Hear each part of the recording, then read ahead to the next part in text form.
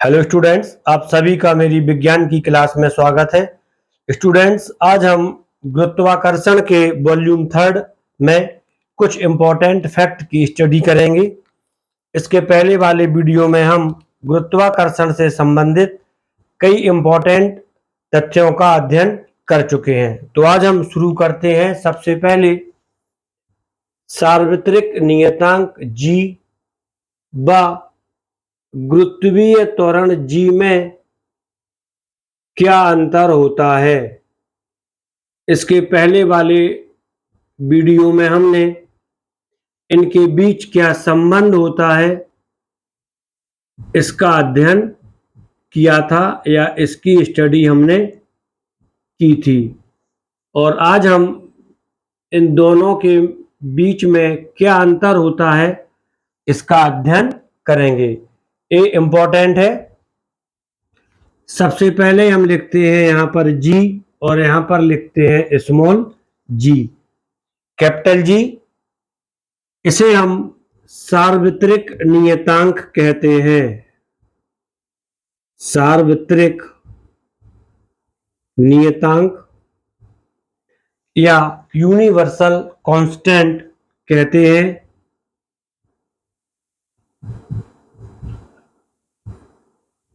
जबकि जो स्मॉल जी होता है, स्मॉल जी के लिए हम गुरुत्वीय त्वरण कहते हैं। यह गुरुत्वीय त्वरण कहलाता है। सार्वत्रिक नियतांक यह एक अदिश या स्केलर क्वांटिटीज है।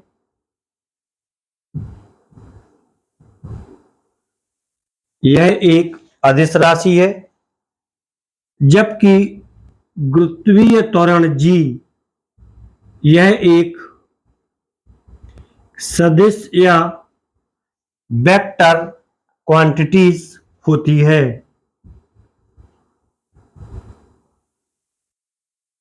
सार्वत्रिक नियतांक इसका मान 6.67 इंटू 10⁻⁻11 न्यूटन मीटर स्क्वायर पर किलोग्राम स्क्वायर होता है, जो कि संपूर्ण ब्रह्मांड में समान रहता है। संपूर्ण यूनिवर्स में अपरिवर्तित रहता है। यह संपूर्ण ब्रह्मांड में समान रहता है, कहीं परिवर्तित नहीं होता है। इसीलिए इसे सार्वत्रिक नियतांक कहते हैं। यह संपूर्ण ब्रह्मांड में समान रहता है, जबकि गुरुत्वीय त्वरण के साथ ऐसा नहीं होता है। गुरुत्वीय त्वरण का मान पृथ्वी तल पर एक स्थान पर अलग होता है और दूसरे स्थान पर अलग होता है।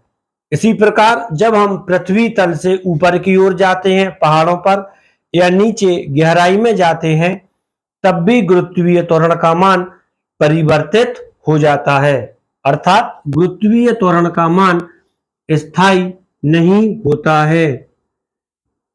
जी का मान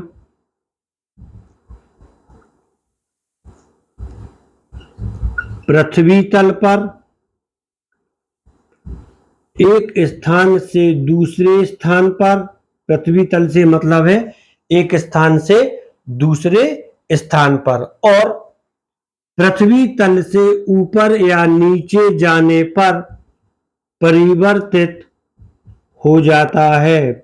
अपवर्ड एरो इसका मतलब है ऊपर, और पृथ्वी तल से डाउनवर्ड एरो इसका मतलब है नीचे जाने पर बदल जाता है या परिवर्तित हो जाता है।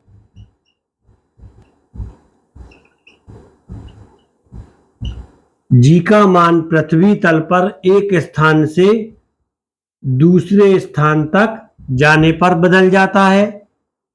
दूसरा पॉइंट है पृथ्वी तल से ऊपर जाने पर या पृथ्वी तल से नीचे जाने पर भी गुरुत्वीय त्वरण का मान परिवर्तित हो जाता है या बदल जाता है। इसके बाद जो सबसे महत्वपूर्ण अंतर होता है वह इनकी परिभाषाओं में होता है।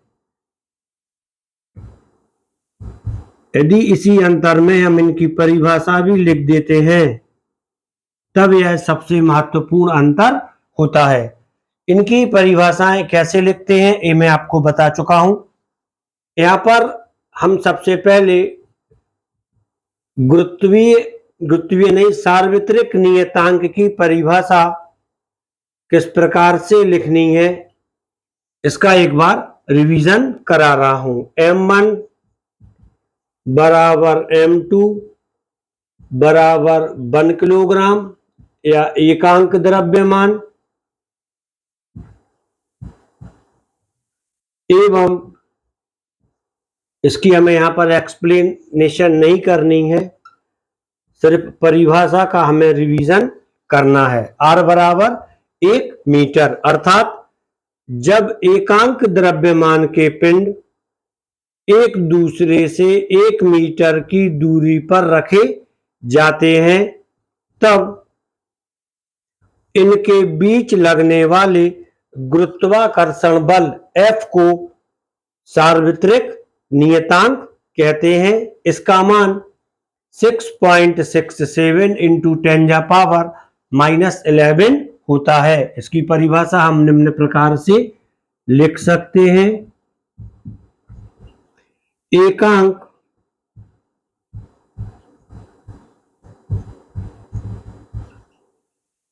द्रव्यमान के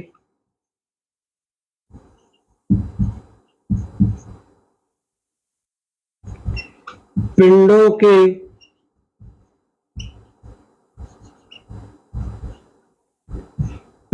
के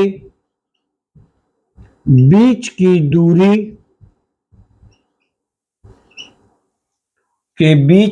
दूरी 1 मीटर होने पर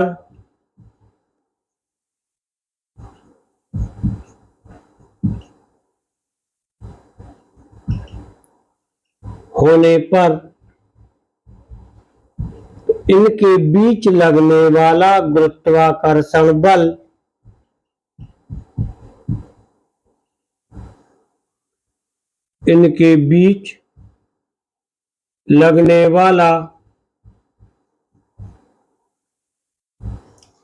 गुरुत्वाकर्षण बल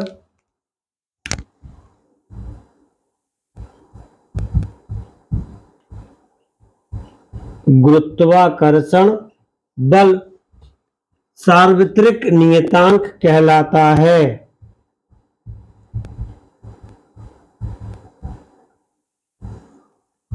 कर्षण बल सार्वत्रिक नियतांक G कहलाता है। यह सार्वत्रिक नियतांक की परिभाषा थी। इसी प्रकार हम गुरुत्वीय त्वरण की परिभाषा भी दे सकते हैं। इसको हम ब्लू पेन से लिख देंगे। गुरुत्वीय त्वरण की परिभाषा पिंडों के बीच लगने वाले गुरुत्वीय बल से दी जाती है। यह गुरुत्वीय बल वस्तु का भार होता है अर्थात गुरुत्वीय बल F बराबर mg और यदि m बराबर 1 किलोग्राम या एकांक द्रव्यमान हो तब इसके आधार पर हम गुरुत्वीय त्वरण की परिभाषा दे सकते हैं। गुरुत्वीय त्वरण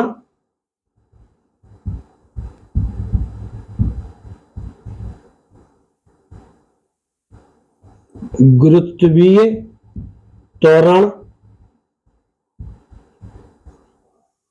यहां पर आप देख लें F = G, गुरुत्वीय त्वरण यहां से वह गुरुत्वाकर्षण बल है जिससे पृथ्वी एकांक द्रव्यमान के पिंड को अपनी ओर खींचती है। यहां से आपको परिभाषा शुरू करनी है। गुरुत्वीय त्वरण वह गुरुत्वाकर्षण बल है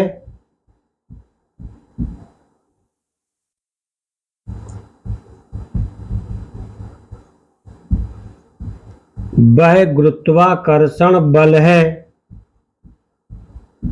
जिससे पृथ्वी एकांक द्रव्यमान के पिंड को,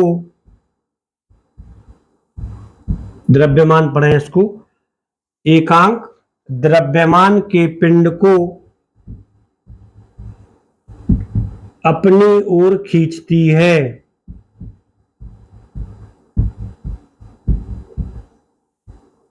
अपनी ओर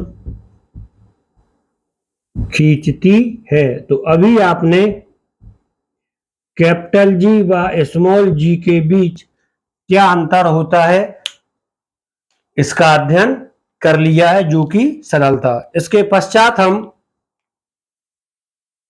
पृथ्वी के गुरुत्वीय त्वरण के मान में कैसे परिवर्तन होता है और कब परिवर्तन होता है इसका भी अध्ययन करेंगे। इसको आप फेयर कर लें। ये परिभाषा इस प्रकार से लिखी है जो कि यहाँ पे मैंने लिख दी है। गुरुत्वीय त्वरण वह गुरुत्वाकर्षण बल है जिससे पृथ्वी एकांक द्रव्यमान के पिंड को अपनी ओर खींचती है या आकर्षित करती है। तो स्टूडेंट्स, अब इसके पश्चात हम पृथ्वी के गुरुत्वीय त्वरण के मान में परिवर्तन किस प्रकार से होता है इसका अध्ययन करेंगे। मैंने आपको पहले ही बताया था कि सार्वत्रिक नियतांक इसका मान कभी परिवर्तित नहीं होता है, किंतु गुरुत्वीय त्वरण का मान परिवर्तित होता रहता है। हमारा टॉपिक भी यही है, गुरुत्वीय त्वरण जो कि स्मॉल जी है, इसके मान में परिवर्तन कब होता है। गुरुत्वीय त्वरण जी के मान में परिवर्तन, गुरुत्वीय त्वरण जी के मान में परिवर्तन कई कारणों से होता है, जिसमें से सबसे पहला कारण है नंबर 1, पृथ्वी का आकार,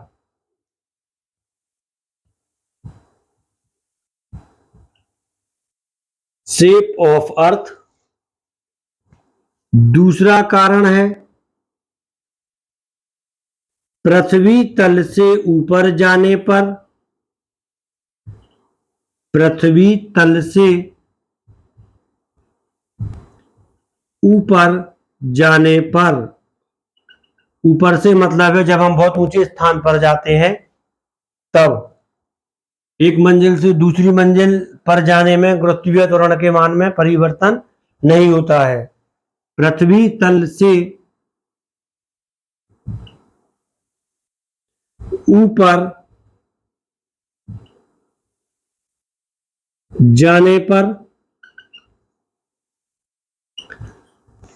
जिस प्रकार हम पृथ्वी तल से ऊपर जाते हैं और जी के मान में परिवर्तन होता है, इसी प्रकार जब हम पृथ्वी तल से नीचे जाते हैं तब भी गुरुत्वीय त्वरण के मान में परिवर्तन होता है।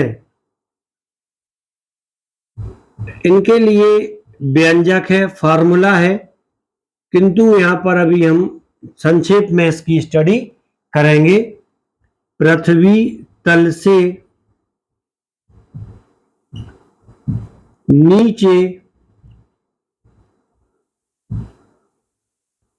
जाने पर जी के मान में परिवर्तन,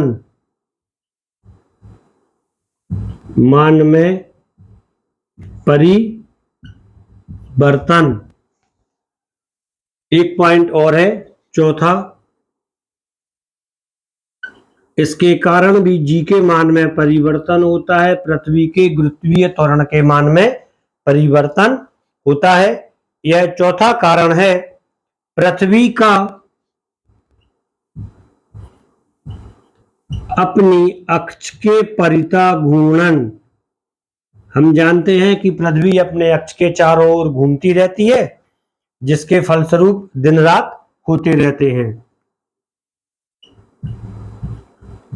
पृथ्वी का अपनी अक्ष के परिता, परिता मतलब चारों ओर, घूर्णन, रोटेशन। सबसे पहले हम जो उसका पहला पॉइंट है, पृथ्वी का आकार, इसका अध्ययन करेंगे। पृथ्वी का आकार, हम जानते हैं कि पृथ्वी पूर्ण रूप से वृत्ताकार नहीं है, बल्कि पृथ्वी एक दीर्घ वृत्ताकार गोले के रूप में है। यह इक्वेटर है या विषुवत रेखा,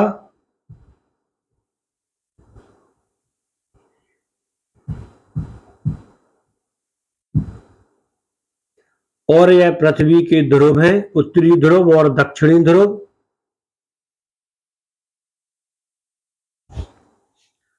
जब हम देखते हैं कि पृथ्वी की त्रिज्या, तब पृथ्वी की त्रिज्या विषुवत रेखा पर अधिक होती है। विषुवत रेखा पर आर ई, इक्वेटर ले लें यहां पर आप, आर ई अधिक है।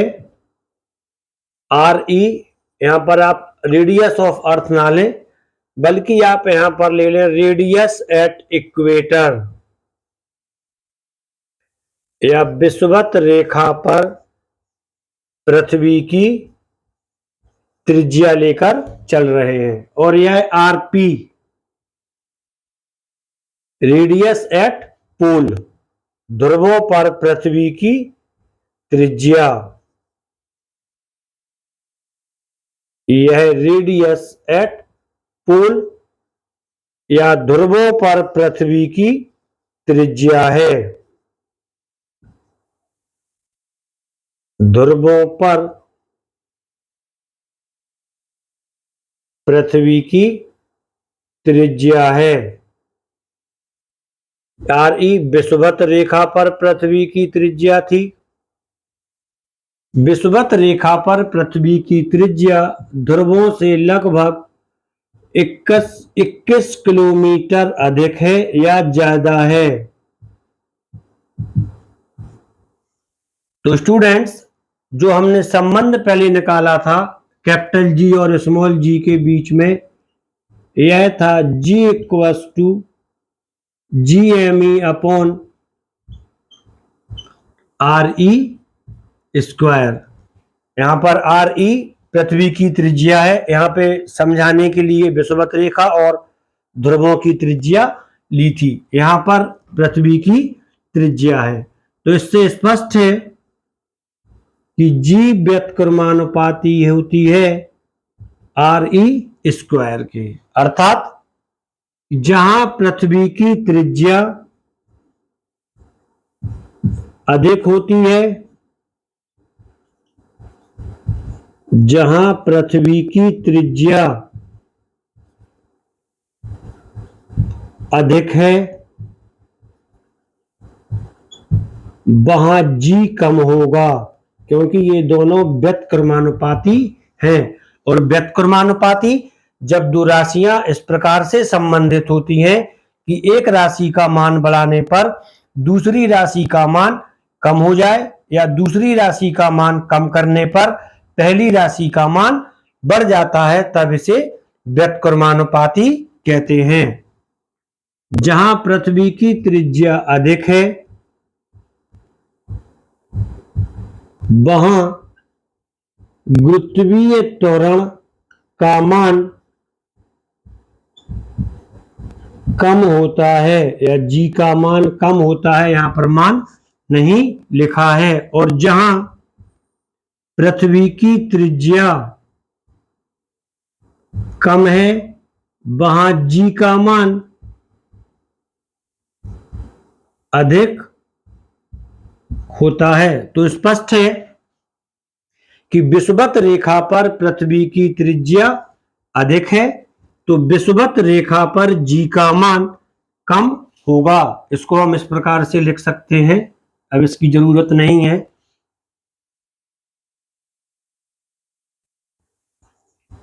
विषुवत रेखा पर पृथ्वी की त्रिज्या अधिक है,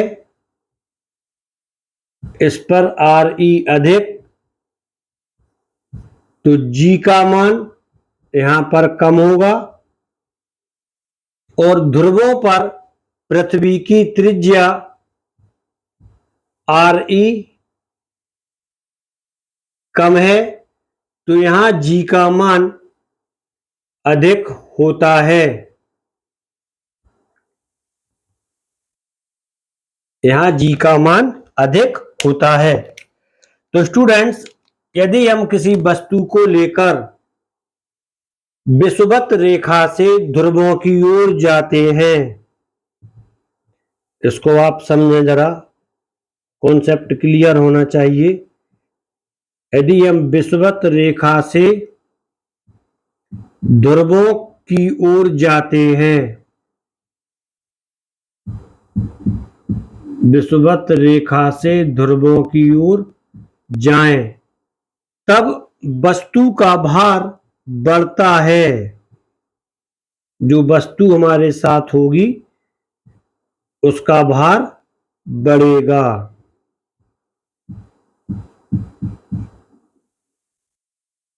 जैसे थोड़ा एग्जाम्पल के तौर पर बता रहा हूं, यदि हम यहाँ पर 980 ग्राम शक्कर लेके जाएं तो यह शक्कर ध्रुवों पर 1000 ग्राम हो जाएगी। द्रव्यमान नहीं बदलेगा, सिर्फ जी का मान अधिक होगा तो इसका भार बढ़ जाएगा। और यदि हम इसका उल्टा करें, अर्थात ध्रुवों से विषुवत रेखा की ओर आए, ध्रुवों से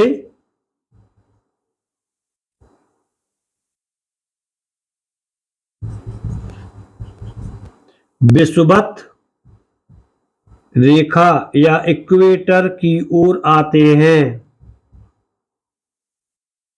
तब वस्तु का भार कम होता जाता है। द्रव्यमान अपरिवर्तित रहता है, तब वस्तु का भार कम होता जाता है। तो यह गुरुत्वीय त्वरण और भार, ये दोनों चीजें मैंने एक्सप्लेन कर दी हैं। पृथ्वी के आकार के साथ गुरुत्वीय त्वरण के मान में क्या परिवर्तन होता है और इस त्वरण के मान में परिवर्तन के साथ वस्तु का भार भी किस प्रकार से परिवर्तित होता है। इसके पश्चात हम एक फैक्टर की स्टडी और करेंगे। पृथ्वी तल से ऊपर जाने पर जी के मान में कैसे परिवर्तन होता है, इसका व्यंजक होता है या फार्मूला होता है, उसका निगमन हम अलग से वीडियो में करेंगे। पहले हम जो दूसरा वाला पॉइंट है, पृथ्वी तल से ऊपर जाने पर जी के मान में परिवर्तन, इसका अध्ययन करेंगे। माना, इसको मैं सरल तरीके से बता रहा हूं आपको, एम ई पृथ्वी का द्रव्यमान है ME,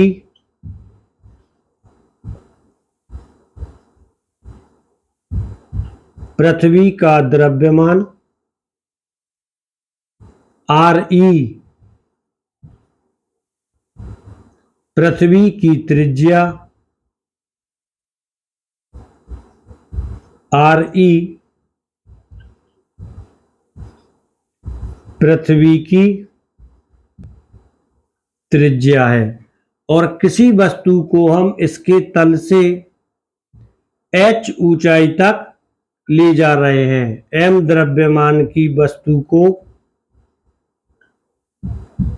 तल से m द्रव्यमान की वस्तु को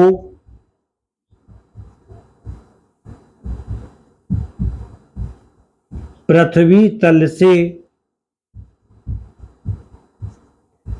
h ऊंचाई तक ले जाए जाता है। तक ले जाते हैं, तब यहां गुरुत्वीय त्वरण का मान कितना होगा? तो यहां पे हमने माना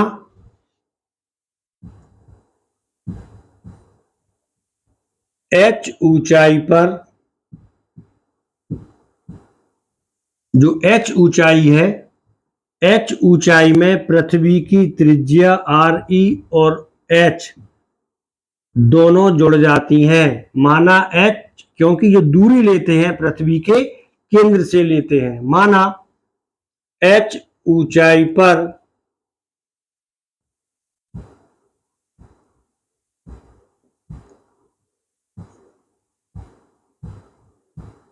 गुरुत्वीय त्वरण G डैश है, तब आप इसको समझते जाएं, बिल्कुल सरल है। तब G डैश इक्वल्स टू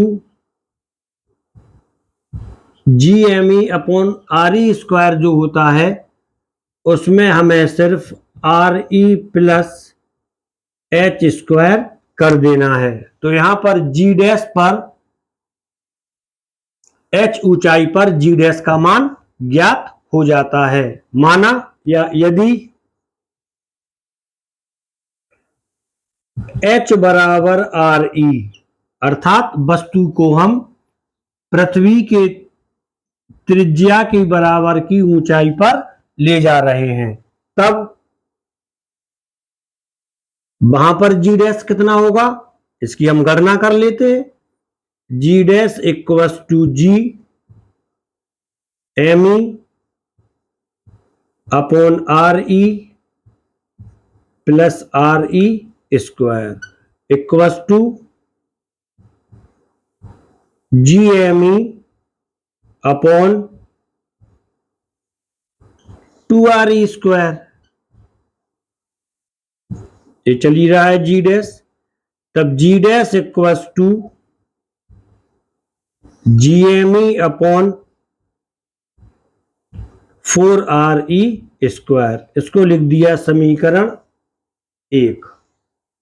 इसके बाद हम जानते हैं कि पृथ्वी के गुरुत्वीय त्वरण और G में जो संबंध होता है, G equals to GME upon RE square होता है। इसको हमने मान लिया यह समीकरण 2 है। तब इन दोनों समीकरणों की जब हम तुलना करते हैं, तब G डैश इक्वल्स टू, यहां पर आप ये देखें, G equals to GME upon RE square किसके बराबर है? G के।